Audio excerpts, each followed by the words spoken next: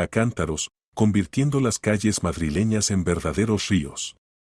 El aguacero de septiembre se abatió sobre la ciudad con tal fuerza que los limpiaparabrisas del todoterreno no lograban lidiar con los torrentes de agua que corrían por el parabrisas.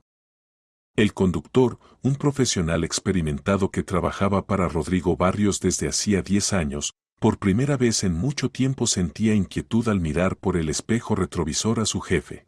Rodrigo Barrios estaba sentado en el asiento trasero, apretando el teléfono en sus manos. El millonario de 45 años, cuyo imperio empresarial incluía 23 centros comerciales y 15 complejos de oficinas por toda España, ahora parecía un padre común y corriente desesperado.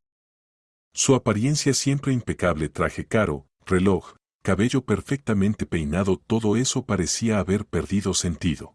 En la pantalla del teléfono brillaba el último mensaje del doctor Serrano: Rodrigo, el estado de Catalina es crítico. El corazón está fallando. Ven inmediatamente. Apenas queda tiempo. El mensaje había llegado hacía 43 minutos y cada segundo contaba. Más rápido, Miguel, dijo Rodrigo con voz ronca, permitiéndose por primera vez en todos los años de conocerse alzar la voz al conductor. Perdone, don Rodrigo, respondió Miguel, los atascos son terribles. La lluvia ha paralizado todo el centro. Pero ya casi llegamos, mire, ahí está la clínica.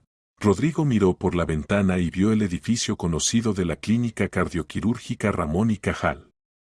Allí, entre esas paredes, luchaban por la vida de su única hija. Catalina, de 18 años, egresada de un gimnasio de élite, que debía ingresar dentro de 2 meses a la London School of Economics, ahora yacía en cuidados intensivos con un diagnóstico que sonaba como una sentencia. Miocardiopatía dilatada con desenlace en insuficiencia cardíaca terminal, recordó las palabras del cardiólogo jefe de la clínica. Desafortunadamente, don Rodrigo, esta enfermedad progresa rápidamente. Tenemos como máximo 24 horas. 24 horas. Solo 24 horas lo separaban de perder lo más querido que tenía. Su esposa Ana había muerto 5 años atrás de cáncer, y desde entonces Cata era todo para él, el sentido de la vida, la razón para despertarse por las mañanas, el estímulo para trabajar y desarrollar el negocio.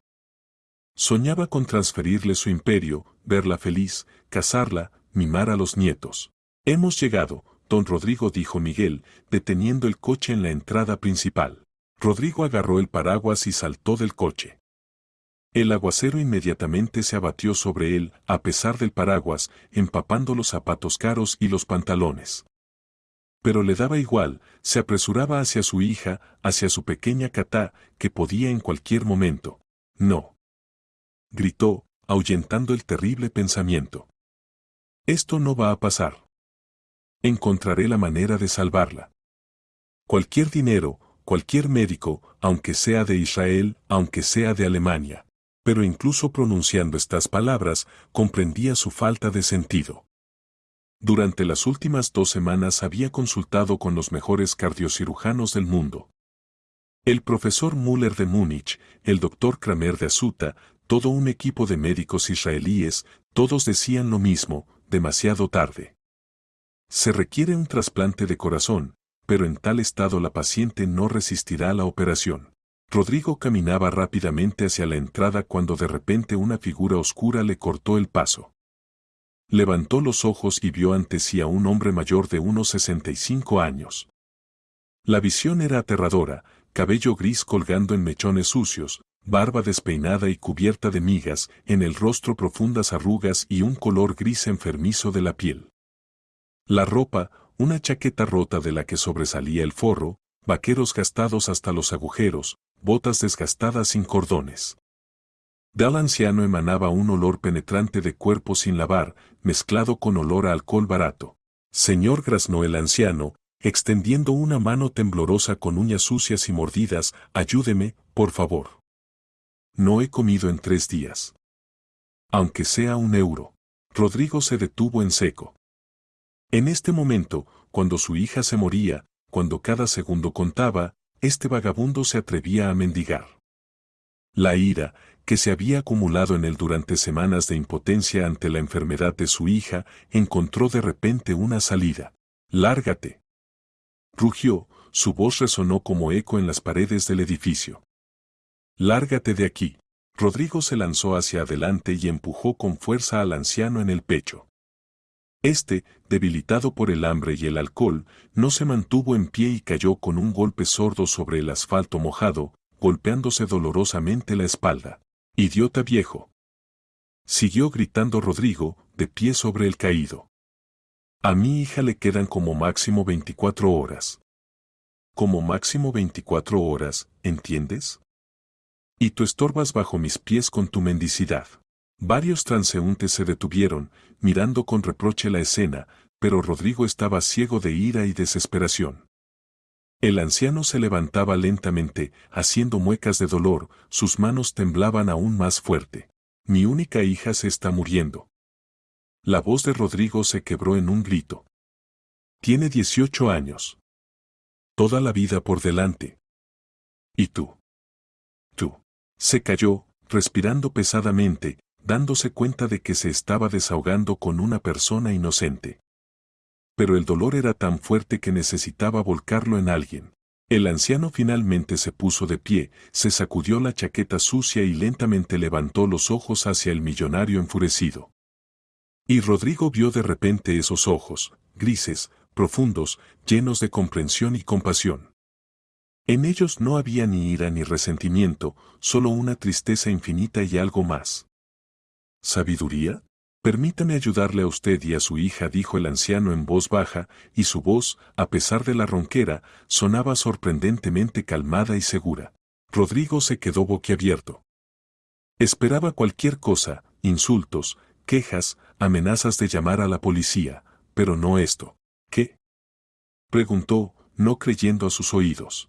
«Dije, permítame ayudarle a usted y a su hija», repitió el anciano, limpiándose con la manga el rostro mojado por la lluvia. Rodrigo se rió, histéricamente, dolorosamente. «¿Tú?», gritó. «¿Tú vas a ayudar? Pero si eres un vagabundo, un alcohólico, un mendigo, ¿qué puedes hacer? ¿Recitar un conjuro? ¿O curar con vodka?». «Puedo más de lo que parece», respondió el anciano calmadamente, sin prestar atención al tono burlón. «Me llamo Bruno Montero. Soy médico». «¿Médico?». Rodrigo se rió de nuevo, pero la risa se le atascó en la garganta. Algo en la manera de comportarse de esta persona le hizo dudar de sus suposiciones. A pesar de la apariencia repugnante, el anciano hablaba con corrección, su dicción era clara y en su mirada se leía esa seguridad que solo viene con una gran experiencia profesional. «¿Qué clase de médico eres tú?», lanzó Rodrigo con desprecio, pero su voz ya sonaba menos segura. «Cardiocirujano», respondió simplemente Bruno. «Profesor de cardiocirugía». Mejor dicho, lo era. Si su hija tiene el corazón enfermo, puedo ver su historial médico y, posiblemente, ayudar. Rodrigo estaba bajo la lluvia, sin sentir cómo el agua corría por su cabello y se deslizaba por el cuello de la camisa. ¿Cardiocirujano? ¿Este vagabundo era cardiocirujano? Era absurdo. Pero algo dentro de él, la intuición paterna o simplemente la desesperación, susurraba: ¿y si dice la verdad? ¿Y si esta es tu última oportunidad? Escuche. Bruno dijo, tratando de controlarse. «Me disculpo por haberle empujado. Es solo que me estoy volviendo loco de dolor». «Lo entiendo», asintió el anciano. «Yo mismo soy padre». Mejor dicho, lo era. ¿Qué le pasa a su hija? Miocardiopatía dilatada. Etapa terminal. Los médicos dicen que como máximo 24 horas. La voz de Rodrigo temblaba. Bruno lo miró atentamente. «¿Qué edad tiene la niña?» 18. «¿Cuánto tiempo lleva enferma?» «Hace un mes comenzaron los desmayos. Después la disnea. En 2 semanas el estado empeoró drásticamente». Bruno frunció el ceño. «Progresión rápida en una paciente joven. Interesante. ¿Y qué exámenes le hicieron?» Rodrigo sintió como el corazón comenzó a latir más rápido. Esta persona hacía las preguntas correctas, como un médico y no como un charlatán. Todo lo posible. ECG, ecocardiografía, resonancia magnética del corazón, coronariografía. ¿Le hicieron biopsia del miocardio? No, los médicos dijeron que era demasiado arriesgado en su estado. Bruno se quedó pensativo, y Rodrigo notó cómo cambió su rostro. Apareció esa concentración que tienen las personas profundamente sumergidas en reflexiones profesionales. ¿Sabe qué dijo finalmente Bruno? No arriesgo nada si veo su historial médico. Y usted no pierde nada excepto tiempo. Pero si estoy en lo cierto en mis sospechas. ¿Qué sospechas? Posiblemente el diagnóstico esté mal puesto. Posiblemente haya una oportunidad de ayudar a su hija. Rodrigo estaba bajo el aguacero y sentía cómo dentro de él luchaban el sentido común y la desesperación paterna. El sentido común decía, es una idea delirante. Los mejores médicos del país han examinado a Katá. Pero la desesperación susurraba, ¿y si tiene razón? ¿Y si esta es la última oportunidad? Está bien, dijo finalmente. Vamos. Pero si me está engañando. No estoy engañando, respondió Bruno calmadamente. No tengo razones para mentirle. He perdido todo lo que se puede perder. Pero el deber médico permanece. Se dirigieron hacia la entrada de la clínica, y Rodrigo notó que aunque el anciano estaba mal vestido y evidentemente enfermo, caminaba con seguridad, como una persona que sabe a dónde va. Y esto le dio un poco de esperanza, esa esperanza que no había tenido durante 2 semanas. Bruno Montero estaba sentado en un banco en el pasillo de la clínica, con la espalda apoyada contra la pared fría. Sus manos temblaban no solo por el frío, sino también porque no había bebido en casi 24 horas. Cada célula de su cuerpo exigía alcohol, pero algo lo retenía. Tal vez era la última manifestación del deber profesional, o tal vez la esperanza de redención. 10 años atrás, ni en la peor pesadilla podía haberse imaginado en tal situación. Bruno Montero, lumbrerar de la cardiocirugía mundial, profesor que salvó miles de vidas, autor de una metodología revolucionaria de operaciones cardíacas en recién nacidos. Su nombre era conocido en las mejores clínicas del mundo, lo invitaban a dar conferencias en Harvard y la Sorbona. Los recuerdos llegaron con tal fuerza que gimió de dolor. El 28 de septiembre de 2014, el día que dividió su vida en antes y después. Acababa de terminar una operación de 7 horas en el corazón de un niño de 3 años. La operación había sido perfecta, el pequeño estaba salvado. Bruno estaba en el quirófano, quitándose los guantes, cuando le llamaron del aeropuerto de Bruselas. ¿Profesor Montero? La voz del despachador temblaba. Ha ocurrido una desgracia. El vuelo SN 2847 desde Madrid. El avión se estrelló al aproximarse para el aterrizaje. Bruno recordaba cómo el teléfono se le cayó de las manos. El vuelo SN 2847. Precisamente en ese vuelo volaban hacia él su esposa Verónica y su hija Nelly. Debían celebrar el aniversario de bodas y el cumpleaños de Nelly. ¿Sobrevivieron? Preguntó con voz ronca, recogiendo el teléfono. Lamentablemente, no respondió el despachador. Los 137 pasajeros y 8 miembros de la tripulación murieron. En ese momento algo se rompió en él para siempre. Se desplomó en el suelo del quirófano y comenzó a gritar, gritó tanto que acudieron enfermeras, anestesistas, otros médicos. Pensaron que tenía un ataque, llamaron a cardiólogos. Pero ¿cómo explicarles que este corazón simplemente se había desgarrado de dolor? El funeral fue una pesadilla. 2 ataúdes con restos, uno de Verónica, otro de Nelly. Bruno estaba junto a la tumba y no podía creer que esto le estuviera pasando a él. Verónica, su amada esposa, que siempre lo había apoyado, que había abandonado su carrera de traductora para seguirlo por el mundo.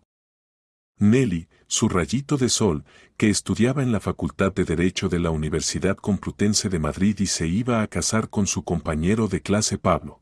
Papá escuchaba la voz de Nelly de la última conversación telefónica, mamá y yo te extrañamos tanto. No puedo esperar a verte. Tengo una sorpresa para ti, Pablo me pidió matrimonio. ¿Te imaginas? Vas a tener un yerno. Ahora en lugar de un yerno solo tenía una tumba en el cementerio de la Almudena y una fotografía de una familia feliz que llevaba en el bolsillo interior de la chaqueta rota. Los primeros meses después del funeral intentó trabajar. Los colegas en Bélgica fueron comprensivos, le dieron tiempo, pero las manos comenzaron a temblar. Durante una operación de reemplazo de válvula aórtica en una niña de 5 años, sus manos temblaron tanto que el asistente tuvo que tomar el bisturí. Bruno le dijo entonces el jefe del departamento, Dr. Van der Berg, necesitas vacaciones. Vacaciones prolongadas. Pero ninguna vacación podía curar la herida en el alma. Comenzó a beber, primero por las noches, para dormir sin pesadillas, luego por las mañanas, para encontrar fuerzas para levantarse de la cama. Coñac, whisky, vodka, todo lo que pudiera ahogar el dolor aunque fuera por unas horas. Profesor Montero recordaba la voz del decano de la Facultad de Medicina, entendemos su dolor, pero no podemos permitir que aparezca en las clases en tal estado. Los estudiantes se quejan de que huele a alcohol. El despido de la universidad fue solo el comienzo del fin. Luego lo despidieron de la clínica cuando apareció ebrio de guardia. Después vendió el apartamento en Bruselas, simplemente se lo dio por la mitad del precio al primer comprador que aceptó comprarlo. El dinero se fue en alcohol en unos pocos meses. Regresó a Madrid, pero tampoco encontró paz aquí. Los viejos amigos y colegas al principio trataron de ayudar, pero él rechazaba a todos. El profesor Iglesias del Hospital Ramón y Cajal le ofreció trabajo, pero Bruno ni siquiera pudo acudir a la entrevista, la víspera se fue de borrachera. Bruno lloraba a su prima hermana Leticia, te estás matando. Verónica y Nelly no querrían verte así. No te atrevas a recordarlas. Gritaba él en respuesta. No te atrevas. Debería haber volado con ellas. Debería haber muerto junto con ellas. Los últimos 5 años vivió en el sótano de un edificio de 9 plantas en la calle de Alcalá. Allí lo llevó Sergio, otro alcohólico degradado que conoció en la estación de Atocha. En el sótano vivían otros 5 vagabundos, todos con sus terribles historias. Un militar retirado que no pudo superar la muerte de su hijo en una misión militar. Una anciana a la que echaron de casa sus propios hijos. Un joven que se enganchó a las drogas. El sótano era húmedo y frío, olía a orina y moho. En invierno se envolvían en mantas viejas encontradas en contenedores de basura, en verano se refugiaban del calor yendo a pasos subterráneos y allí pidiendo limosna. Bruno dormía en cartón, se cubría con un abrigo viejo que recogió de la basura.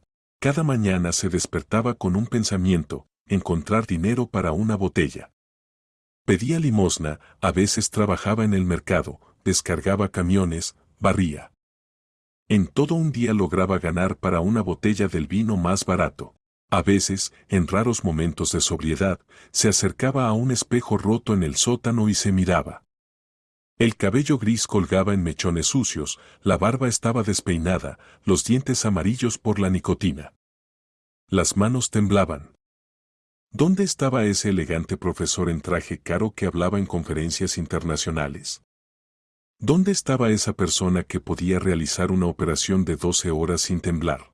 Verónica susurraba, dirigiéndose a la fotografía, perdóname. No pude. No pude vivir sin ustedes. Pero hoy algo cambió. Cuando vio el sufrimiento en los ojos de este millonario, cuando escuchó sobre la hija moribunda, algo despertó en su alma muerta. Tal vez eran los fantasmas de Verónica y Nelly que le susurraban, ayúdalo. Salva a esta niña. Esta es tu oportunidad de redención. La voz de Rodrigo lo arrancó de los dolorosos recuerdos. Vamos. El doctor Serrano accedió a mostrarte el historial médico. Bruno se levantó con piernas de algodón y siguió al millonario. Caminaron por los pasillos de la clínica y él sentía como los olores familiares de antisépticos y medicamentos despertaban en él algo hace tiempo olvidado. Sus instintos profesionales, que habían dormido 10 años, lentamente despertaban. Tal vez, pensó, tal vez esta sea mi última oportunidad de volver a ser humano. La última oportunidad de hacer algo bueno antes de morir. La habitación 312 impresionó a Bruno por su equipamiento. Aquí había equipos con los que solo podía soñar 10 años atrás. Múltiples monitores mostraban parámetros vitales de la paciente en tiempo real. Un aparato de ventilación artificial susurraba silenciosamente, manteniendo la respiración. Los infusores introducían lentamente medicamentos a través del catéter venoso central. En la cama del hospital yacía una chica muy joven. Catalina Barrios parecía una princesa durmiente de un cuento, largo cabello castaño trenzado cuidadosamente, el rostro, a pesar de la palidez enfermiza, conservaba rasgos infantiles. Solo tenía 18 años, toda la vida debería estar por delante. Rodrigo se acercó a la cama de su hija, su rostro se distorsionó de dolor. Tomó su mano fría en sus palmas y la llevó a los labios. Catita, mi ángel susurró, y su voz temblaba, papá está aquí. Todo está bien. La operación fue exitosa. Vas a vivir. ¿Qué me pasó? Preguntó Catá, tratando de recordar los últimos eventos. Estuviste muy enferma. El corazón. La voz de Rodrigo temblaba. Pero ahora todo pasó. Te operaron los mejores cirujanos del mundo. Catá trató de sentarse, pero el padre la retuvo suavemente. No te apresures. Necesitas recuperarte gradualmente. Los médicos dijeron que los primeros días necesitas estar acostada. Recuerdo los desmayos, dijo Catá, la disnea. Y después todo como en una niebla. No pienses en eso, respondió Rodrigo. Lo principal es que estás con nosotros. Bruno estaba en el umbral de la habitación y su mirada profesional automáticamente leía las indicaciones de los monitores. Frecuencia cardíaca, 130 latidos por minuto, críticamente alta.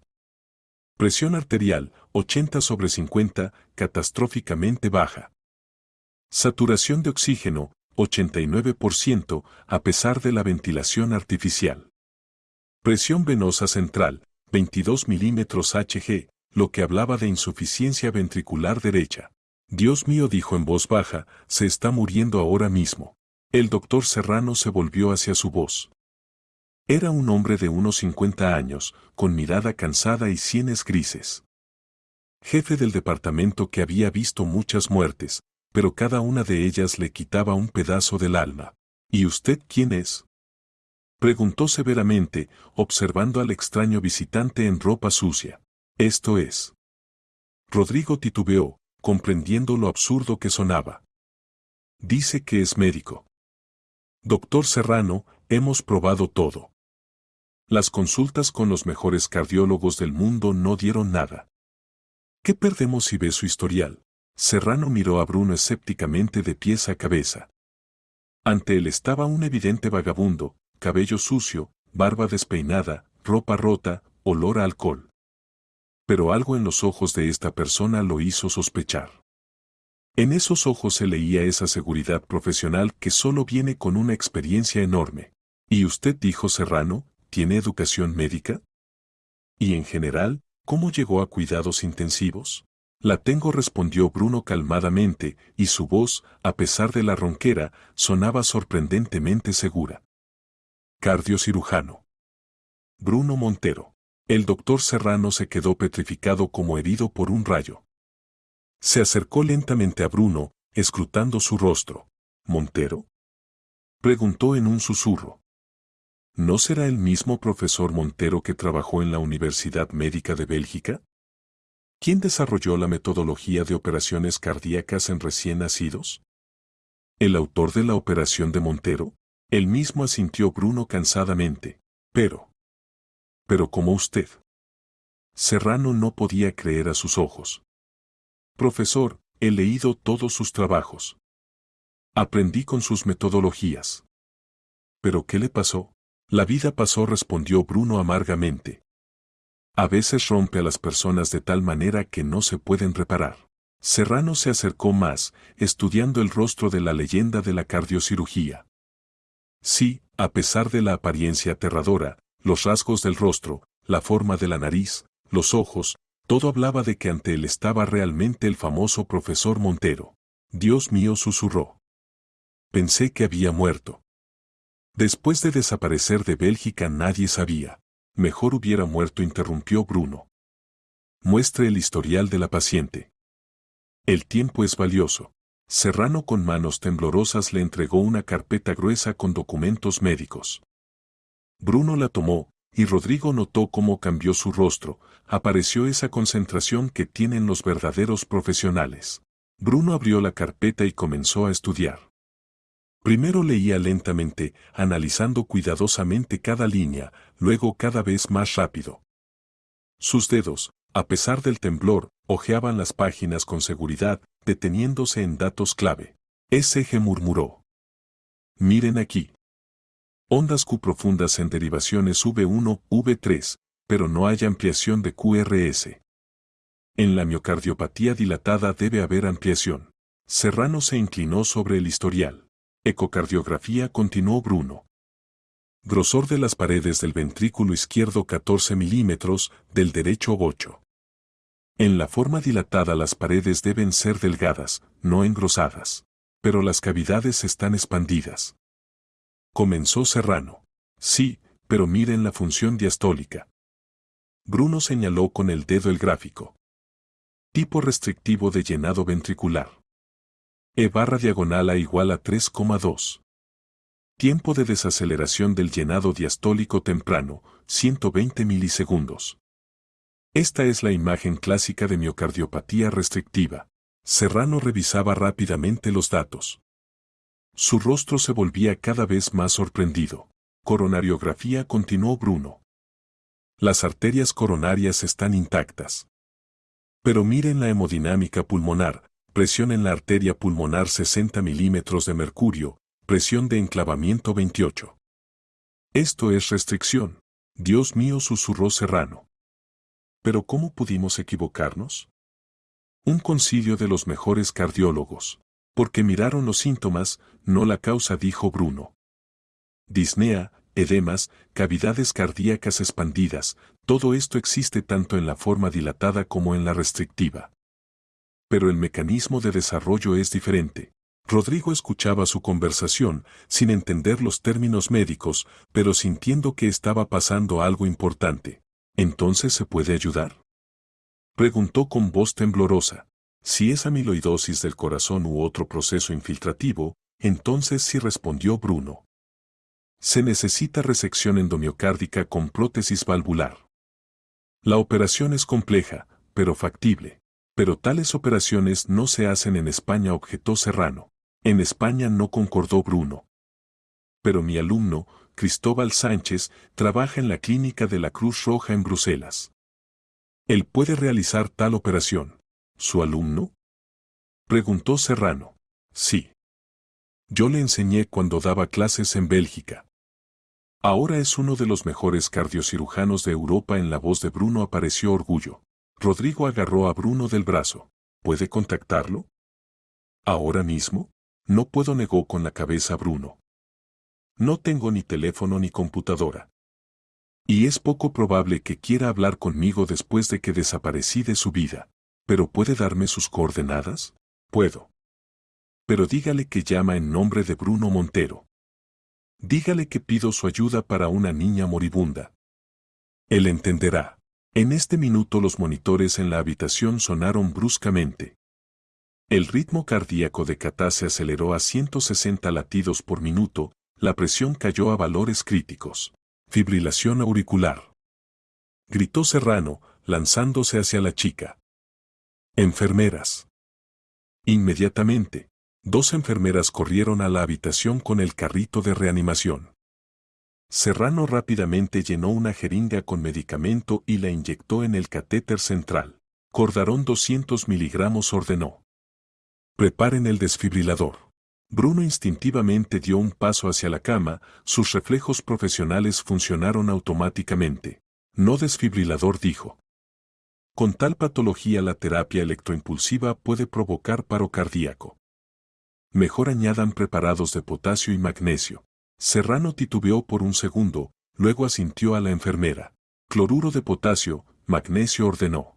Después de varios minutos el ritmo se estabilizó.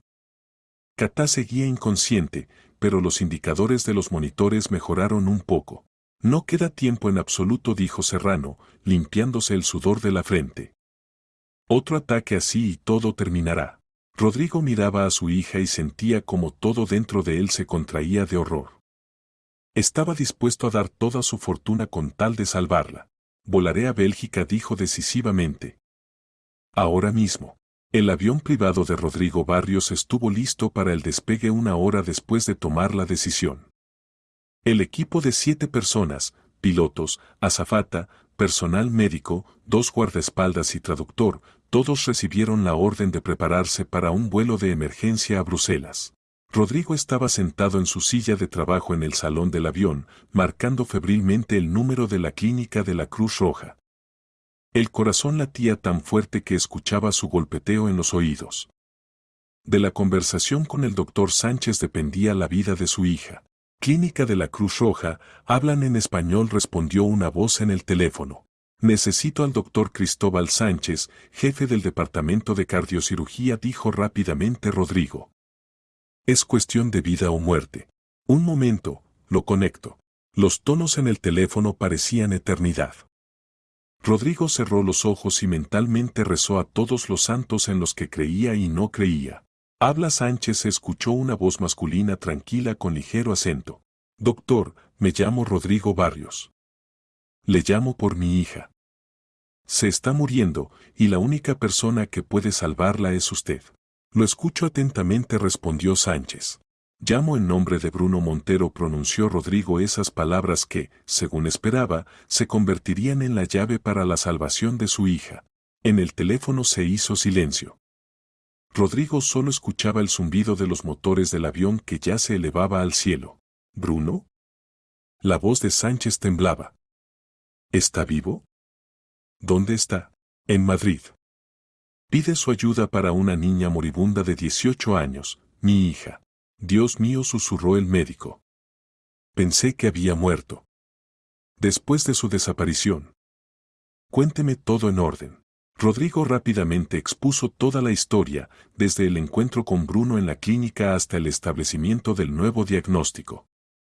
Sánchez escuchaba en silencio, haciendo ocasionalmente preguntas aclaratorias. ¿Tiene los documentos médicos de la paciente? Preguntó. Sí, los llevo conmigo. Ya volamos hacia ustedes. Bien. Envíemelo todo por correo electrónico, lo estudiaré antes de su llegada. Rodrigo hizo una seña a su asistente, y éste comenzó a escanear los documentos con un escáner portátil. Doctor Sánchez, dijo Rodrigo, estoy dispuesto a pagar cualquier cantidad. Diga el precio. No se trata de dinero, respondió el médico. Se trata de que tales operaciones son extremadamente complejas. Si Bruno puso el diagnóstico de miocardiopatía restrictiva, entonces tiene razón. Él nunca se equivocaba en los diagnósticos. ¿Entonces nos ayudará? Lo intentaré. Pero tengo una condición. El corazón de Rodrigo se contrajo. ¿Cuál? Bruno debe participar en la operación. Debe estar cerca, consultar, dirigir mis acciones. Pero él. Rodrigo titubeó. Ahora no está en las mejores condiciones. No importa en qué condiciones esté, dijo firmemente Sánchez. Esta es su metodología, su operación. Sin él no me haré cargo. La resección endomiocárdica no es una operación común. Necesito conocer cada matiz, cada detalle. Rodrigo comprendió que no tenía elección. Está bien, dijo. Lo traeré. Entonces los espero. Tan pronto como reciba los documentos, comenzaré inmediatamente la preparación para la operación. El avión volaba sobre la Europa nocturna y Rodrigo miraba por la ventanilla las luces de las ciudades abajo.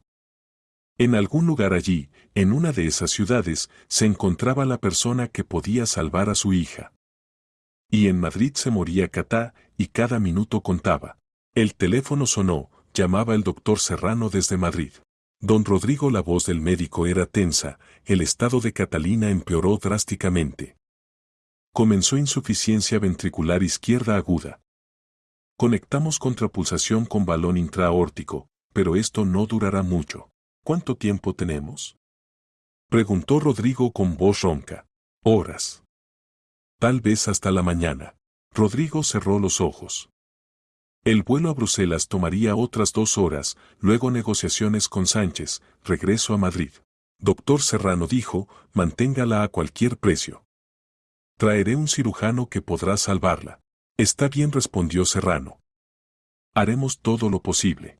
Rodrigo colgó y marcó el número de su asistente principal en Madrid. Máximo dijo, tan pronto como recoja al doctor en Bruselas, volaremos inmediatamente de regreso. Y además, encuentre a ese Montero. Parece que vive en algún sótano. Encuéntrelo y espere mis instrucciones. 1 hora después Rodrigo recibió respuesta de Sánchez por correo electrónico, estudié los documentos. El diagnóstico de Bruno es correcto. Es miocardiopatía restrictiva, probablemente sobre la base de amiloidosis. Operable. Listo para volar a Madrid, pero la operación solo con el maestro. Sin Bruno no me haré cargo. El avión se acercaba al aterrizaje en el aeropuerto de Bruselas. Rodrigo miraba las luces de Europa y pensaba que nunca en la vida había experimentado tal tensión. Incluso cuando se decidían negocios multimillonarios, cuando su imperio colgaba de un hilo, no sentía tal miedo, porque entonces se trataba de dinero. Y ahora, de la vida de su única hija. La clínica de la Cruz Roja los recibió con pasillos fríos y blancura estéril de las paredes. Eran las 4 de la mañana, pero el doctor Sánchez los esperaba en su oficina. Era un hombre de unos 40 años, de estatura media, con ojos marrones atentos y movimientos seguros de cirujano. ¿Usted es Barrios?, preguntó, extendiendo la mano. Soy Cristóbal Sánchez. Doctor, gracias por aceptar recibirnos, respondió Rodrigo, estrechando la mano extendida. Pasen, siéntense, Sánchez señaló con un gesto la silla. Cuénteme sobre Bruno. ¿Cómo está? ¿Dónde ha estado todos estos años? Rodrigo contó todo lo que sabía sobre la vida del profesor Montero después de la tragedia. El rostro de Sánchez se volvía cada vez más triste. Traté de encontrarlo después del funeral de Verónica y Nelly, dijo. Vine a Bruselas, llamé a todos los conocidos. Pero se desvaneció como si se hubiera disuelto. Se degradó, dijo honestamente Rodrigo. Se emborrachó, se volvió indigente. Cuando lo encontré, pedía limosna. ¿Pero puso el diagnóstico correcto? En la voz del médico sonaba esperanza. Sí. Su colega de Madrid confirmó que es realmente miocardiopatía restrictiva. Sánchez guardó silencio largo tiempo, estudiando los documentos médicos de Catá. ¿Entiende? Dijo finalmente, esta operación la desarrolló precisamente Bruno. Fue el primero en el mundo en realizar resección endomiocárdica en amiloidosis del corazón. Aprendí de él, asistí en decenas de tales operaciones, pero... Se tensó Rodrigo. Cada caso es único. Necesito tomar decisiones durante la operación, ver lo que solo él ve. Sin su participación el porcentaje de éxito cae del 30 al 10%. Y con él, 50%. Bruno es un genio de la cardiocirugía. Aunque sus manos tiemblen, su cerebro funciona como antes. Rodrigo sintió una oleada de esperanza. ¿Entonces acepta volar con nosotros? Sí, asintió Sánchez. Pero con la condición de que Bruno asista. Y otra condición más, la operación debe realizarse en las próximas 24 horas. Según los documentos, casi no queda tiempo. Acepto cualquier condición, dijo Rodrigo. Sánchez se levantó y se acercó a la ventana. ¿Sabe?, dijo, por mucho tiempo me culpé por no haber podido ayudar al maestro después de la tragedia. Tal vez ahora tengo la oportunidad de corregir esto. ¿Cómo? Bruno perdió el sentido de la vida después de la muerte de su familia. Pero si salva a su hija, si vuelve a sentirse médico, posiblemente esto lo ayude a regresar a la vida. Rodrigo comprendió que ante él no solo había un cirujano destacado, sino también una persona que ama a su maestro. Entonces volemos a salvar a mi hija, dijo. Y a su maestro. El regreso a Madrid se convirtió para Rodrigo en el vuelo más largo de su vida. Cada minuto esperaba una llamada del doctor Serrano con el mensaje de que todo había terminado. Cristóbal Sánchez estaba sentado al lado, estudiando historiales médicos y preparándose para la operación que podía convertirse en la última oportunidad para la chica moribunda. Señor Barrios, dijo Cristóbal, dejando a un lado los documentos, debo ser honesto con usted. Incluso si encontramos a Bruno en condiciones apropiadas, las posibilidades no son muy altas. Su hija ha estado demasiado tiempo en estado crítico. Rodrigo apretó los apoyabrazos de la silla tan fuerte que los nudillos de los dedos se pusieron blancos. Ella es fuerte, susurró. Como su madre. Ana luchó contra el cáncer hasta el final. Catá también luchará. Cuando el avión aterrizó en Barajas, en la pista ya los esperaban 3 coches de escolta y una ambulancia. Rodrigo no perdía tiempo, cada segundo contaba. A la clínica. Gritó al conductor. Más rápido. Por el camino logró llamar a Serrano. Doctor, ¿cómo está Catá? Mal, don Rodrigo. La voz del médico era sombría. Muy mal. La conectamos a un corazón artificial externo, pero esto nos da como máximo unas horas. El corazón prácticamente no funciona. Resistan, dijo Rodrigo. Traje un cirujano. Ahora buscaremos a Montero. En la clínica los recibió un verdadero alboroto. Serrano personalmente recibió a Sánchez en el vestíbulo. Cristóbal dijo, extendiendo la mano, he leído sus trabajos. Es un honor conocerlo. Igualmente respondió Sánchez. Lléveme a la paciente. ¿Y dónde está el profesor Montero? Lo están buscando. Enviaron gente a ese sótano donde vive. Subieron a cuidados intensivos. El estado de Catá era aterrador. A su cuerpo estaban conectados decenas de cables y tubos. El aparato de corazón artificial trabajaba monótonamente en lugar de su propio órgano, que apenas se las arreglaba. Sánchez examinó en silencio a la chica, estudió las indicaciones de los monitores. Su rostro se volvía cada vez más sombrío. Casi no queda tiempo, le dijo a Serrano. Necesitamos operar en las próximas horas. ¿Dónde está el quirófano?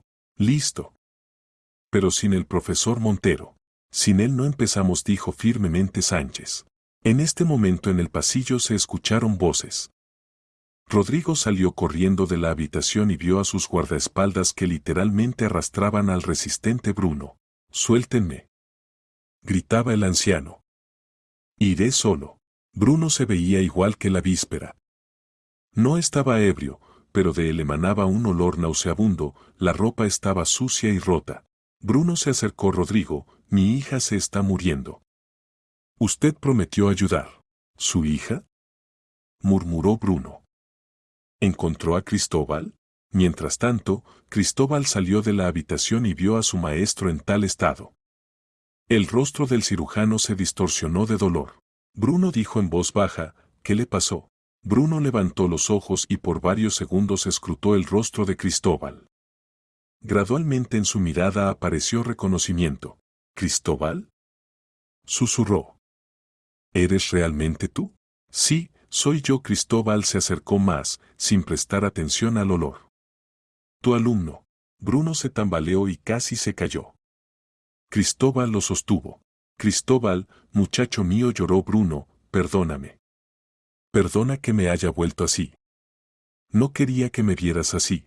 No importa, susurró Cristóbal, y Rodrigo vio que el joven médico también tenía lágrimas en los ojos.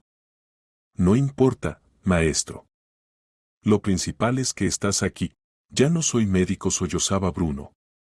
Soy un borracho, un vagabundo. Mis manos tiemblan, no recuerdo nada. ¿Recuerdas?, dijo Cristóbal.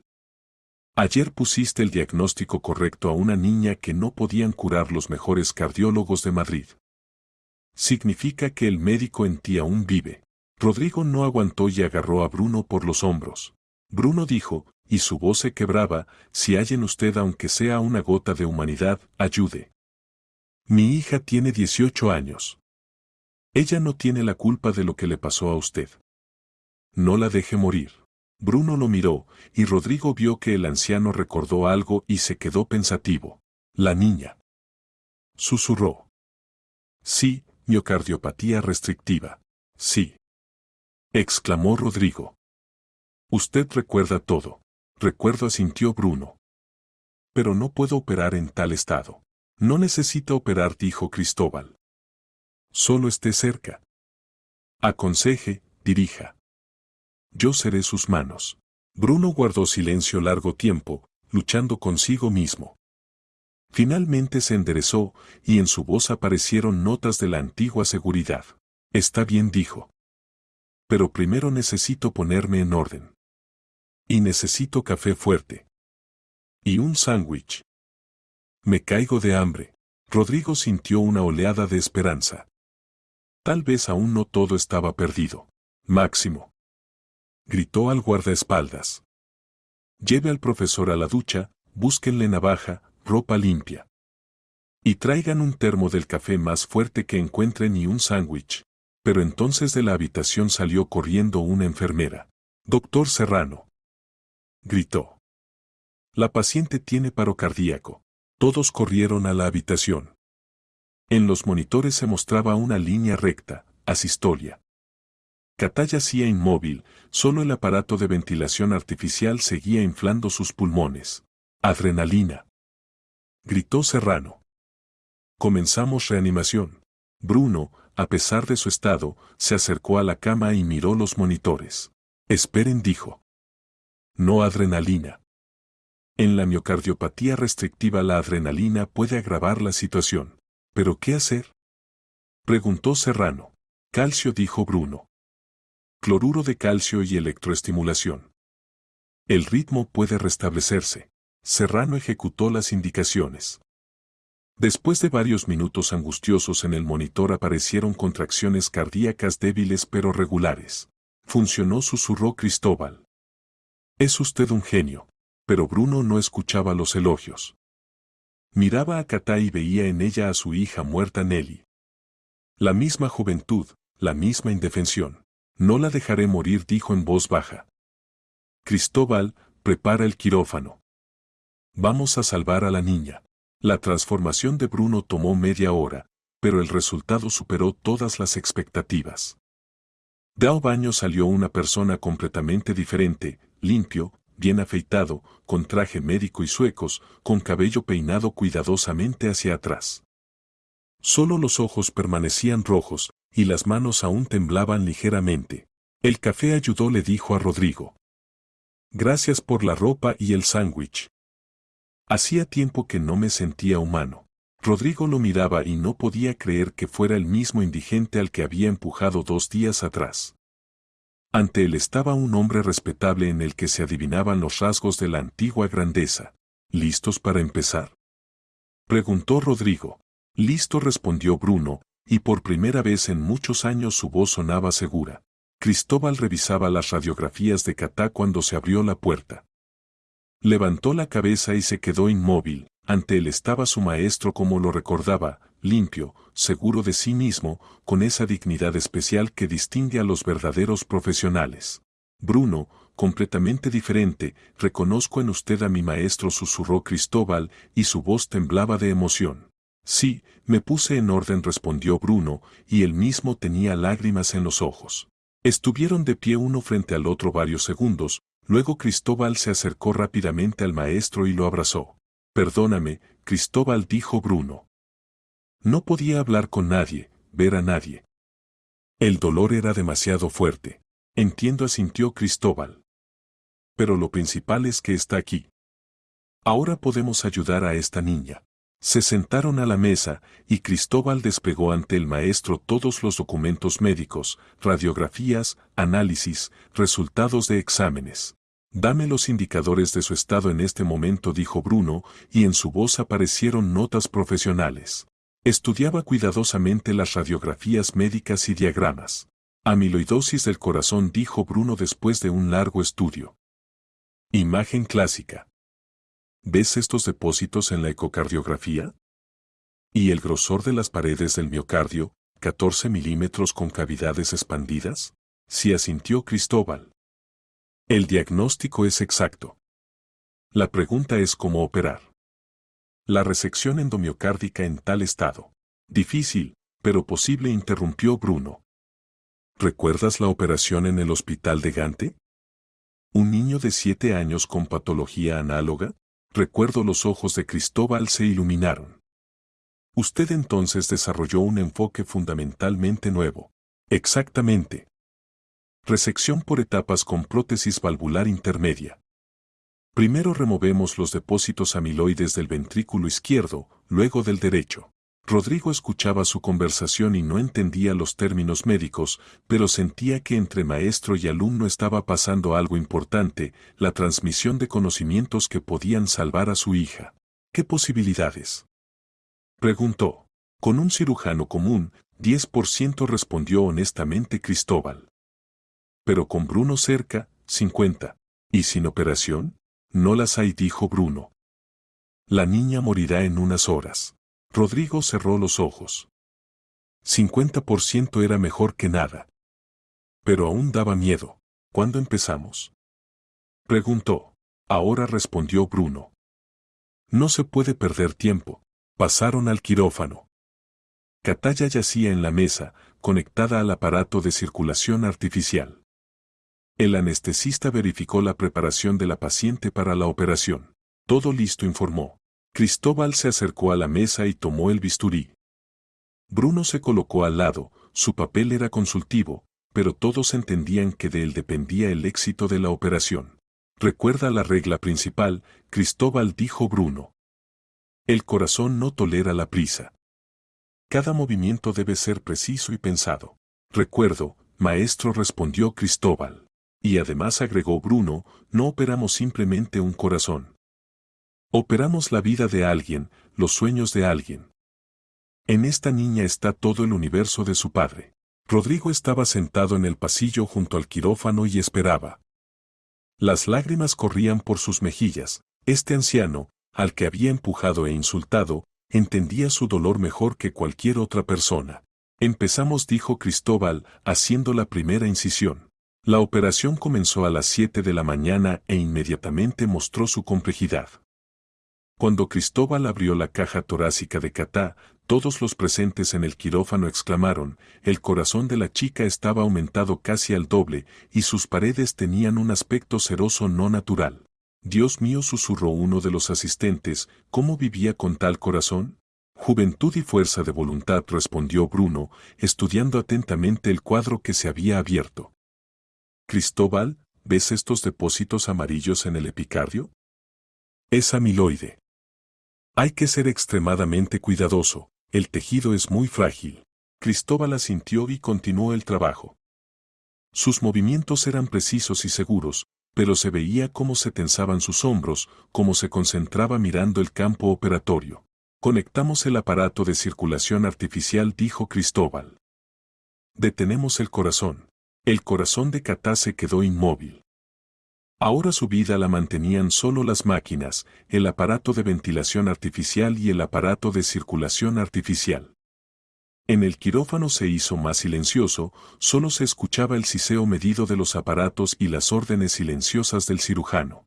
Comenzamos la resección del ventrículo izquierdo, dijo Cristóbal, tomando un instrumento especial. Cuidado, advirtió Bruno. ¿Ves esta zona? Aquí pasa la arteria descendente anterior. Aléjate 2 milímetros a la izquierda. Cristóbal corrigió la dirección de la incisión.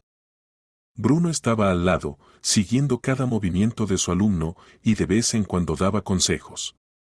Sus manos temblaban, pero la voz era calmada y segura. Excelente, dijo. Ahora necesitamos remover los depósitos amiloides del tabique interventricular. Pero ten cuidado, allí pasa el sistema de conducción del corazón. Hora tras hora la operación continuaba. Cristóbal metódicamente removía las zonas afectadas del músculo cardíaco, y Bruno lo dirigía, compartía experiencia, advertía sobre peligros. La temperatura corporal de la paciente está bajando, informó el anestesista. 34 grados. Normal, respondió Bruno. En tal operación la hipotermia protege el cerebro de la isquemia. Rodrigo estaba de pie tras la pared del quirófano ya 4 horas. Las piernas se entumecieron, la espalda dolía, pero no podía alejarse ni un paso. Junto a él estaba el doctor Serrano, que de vez en cuando lo animaba. Hay que tener esperanza. Sánchez es un excelente cirujano, pero con el profesor Montero cerca se supera a sí mismo. ¿La salvarán? Preguntó Rodrigo con voz ronca. No lo se respondió honestamente Serrano. Pero si alguien puede hacerlo, son ellos. Mientras tanto en el quirófano ocurrió un momento crítico. Al remover los depósitos amiloides del ventrículo derecho, Cristóbal accidentalmente tocó una de las arterias coronarias. Sangrado. Gritó el asistente. La sangre se derramó en el campo operatorio, cerrando la visión. Todos en el quirófano se agitaron y esperaron instrucciones posteriores. Cristóbal, no entres en pánico, dijo calmadamente Bruno. Aprieta la arteria con el dedo. Así. Ahora toma la microaguja con prolene 7-0. Cristóbal ejecutó las indicaciones del maestro.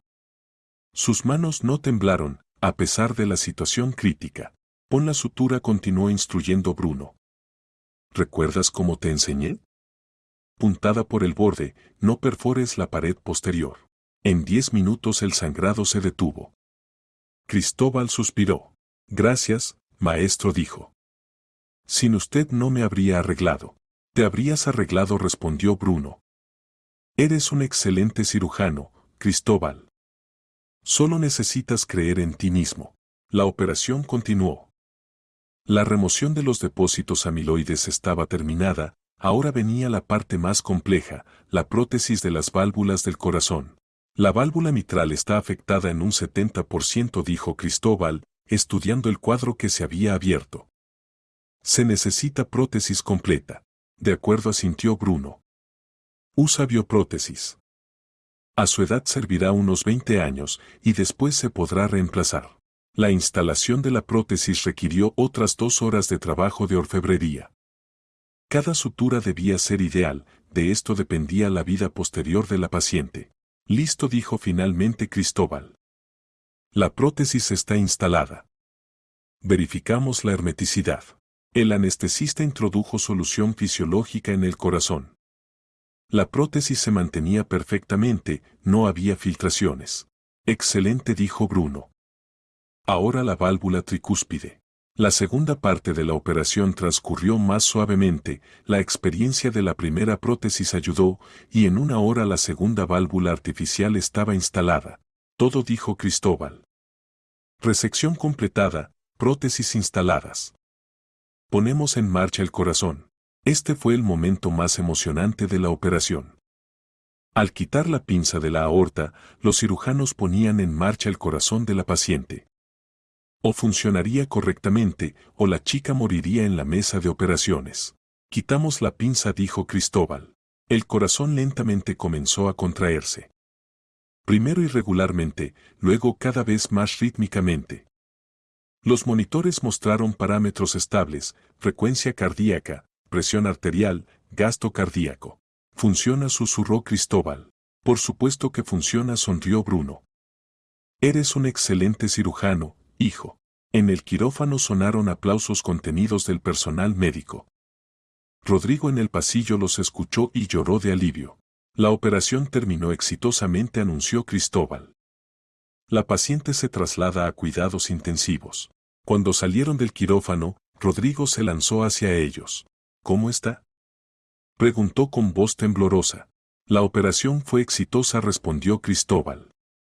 Pero aún es temprano para celebrar.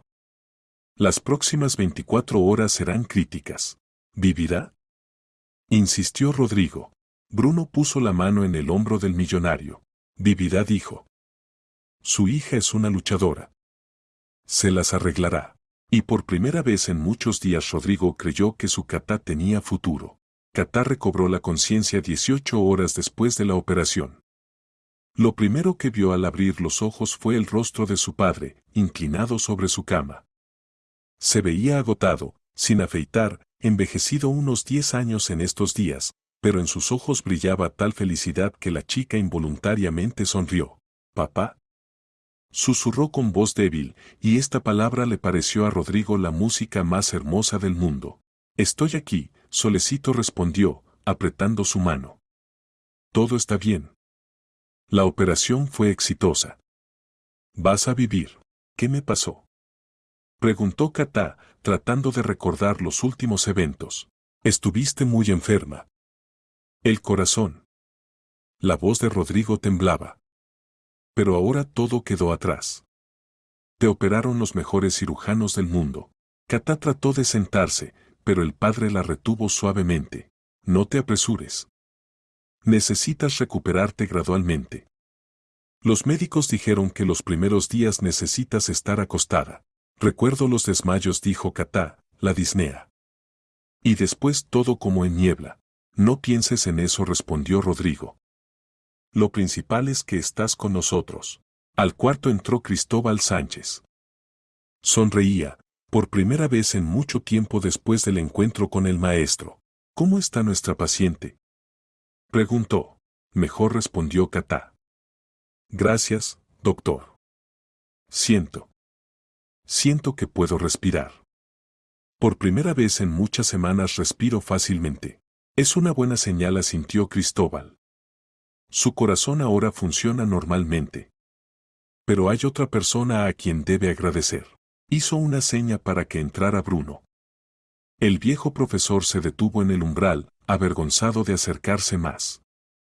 En el traje nuevo, peinado cuidadosamente, se veía como un médico sólido, pero en los ojos aún se leía la inseguridad de una persona que durante mucho tiempo había estado en el fondo de la vida. Este es Bruno Montero, dijo Cristóbal. Precisamente él puso el diagnóstico correcto e hizo posible su salvación. Katá miró hacia él con gratitud. En sus ojos jóvenes no había juicio ni perplejidad, solo reconocimiento sincero. Gracias, dijo simplemente, pero en esta palabra había tanto calor que Bruno sintió como algo se descongelaba en su alma muerta. De nada, respondió, y su voz temblaba. Lo principal es que te estás recuperando. ¿Cómo agradecerle?, preguntó Katá. Me dio una nueva vida. Bruno no pudo contener las lágrimas. Esta niña con su simplicidad y bondad rompió el hielo que había aprisionado su corazón durante largos años. Solo vive, susurró. Y sé saludable y feliz. Rodrigo se levantó de la silla y se acercó a Bruno. Bruno dijo solemnemente, usted salvó a mi hija. Nunca lo olvidaré. Dígame qué puedo hacer por usted. Nada, negó con la cabeza Bruno. Solo cumplí con mi deber médico. No, dijo firmemente Rodrigo. Esto es más que deber. Tengo una propuesta que cambiará su vida. Bruno lo miró con interés. ¿Cuál? Quiero abrir una clínica privada de cardiocirugía, continuó Rodrigo. Moderna, con el mejor equipamiento del mundo. Y quiero que usted la dirija. Bruno se quedó inmóvil. Guardó silencio largo tiempo, luchando con sentimientos contradictorios. Don Rodrigo dijo finalmente, agradezco la propuesta, pero no puedo operar. Mis manos tiemblan, la memoria falla.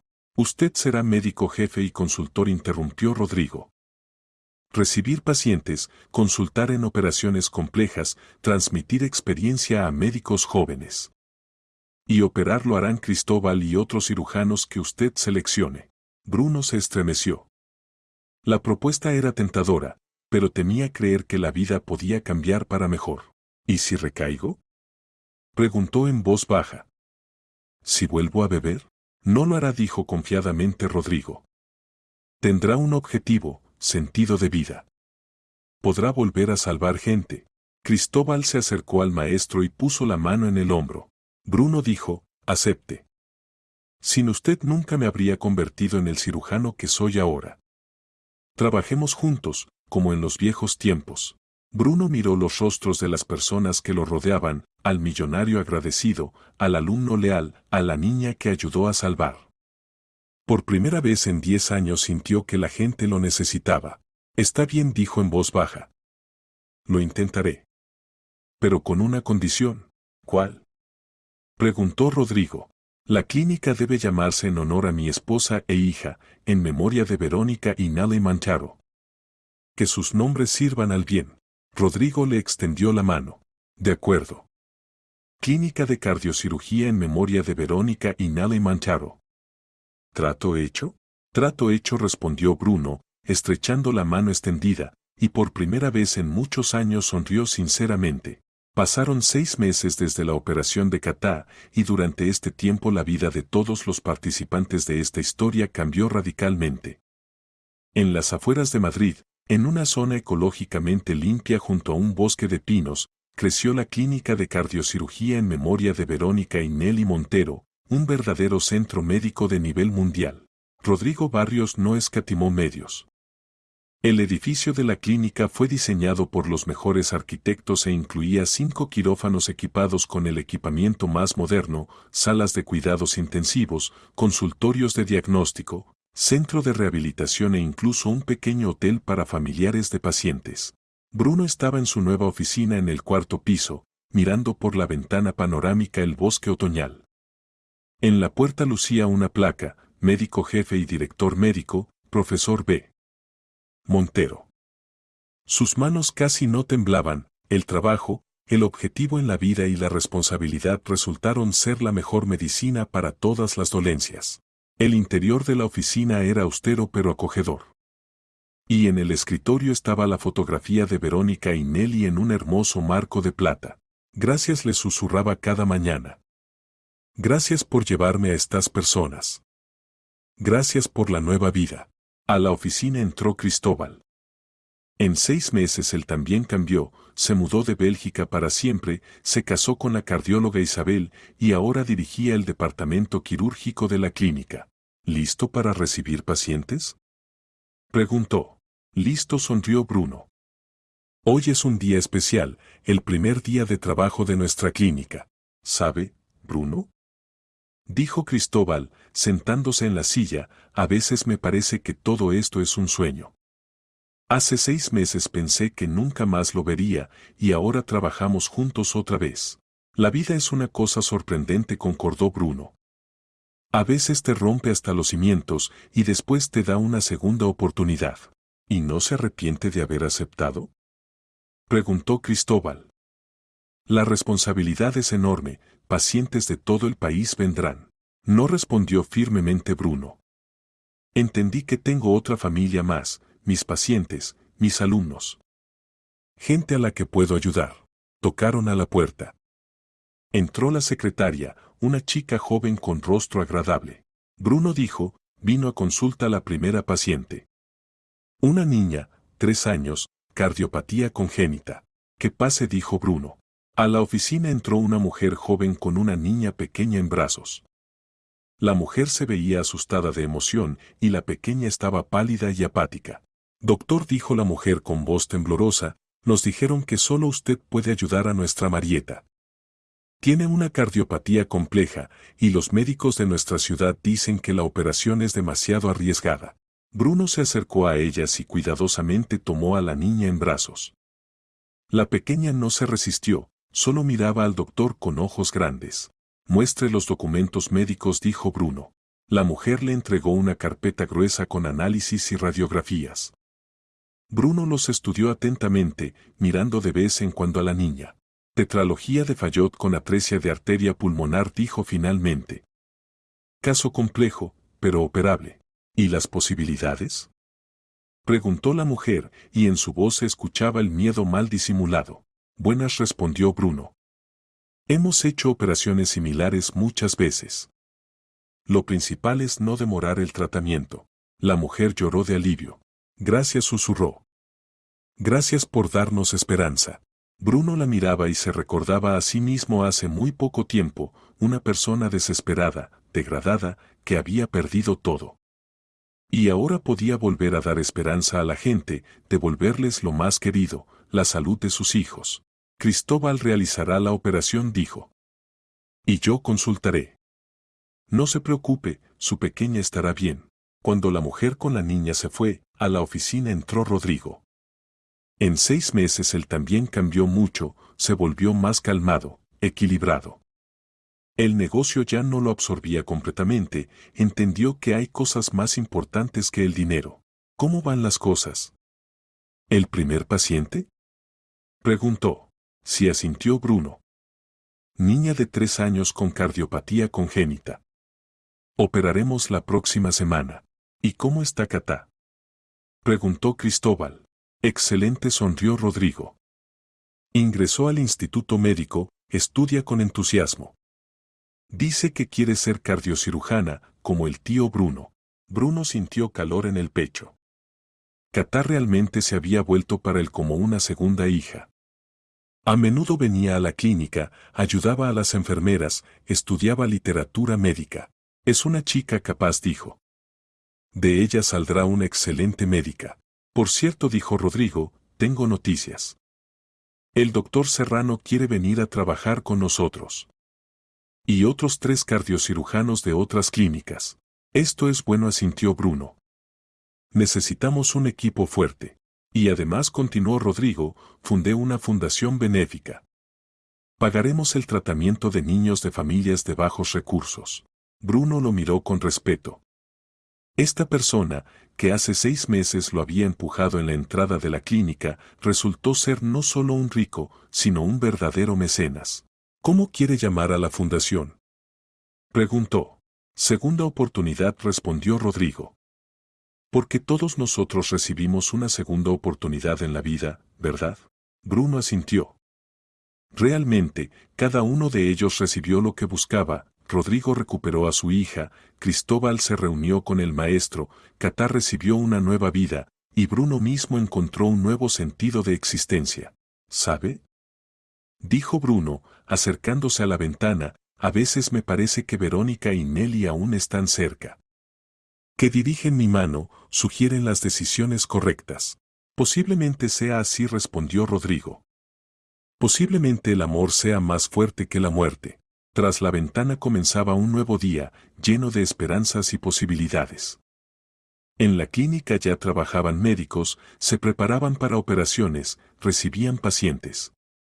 Y Bruno sabía que cada persona salvada era una pequeña victoria sobre el dolor, sobre la desesperación, sobre la muerte.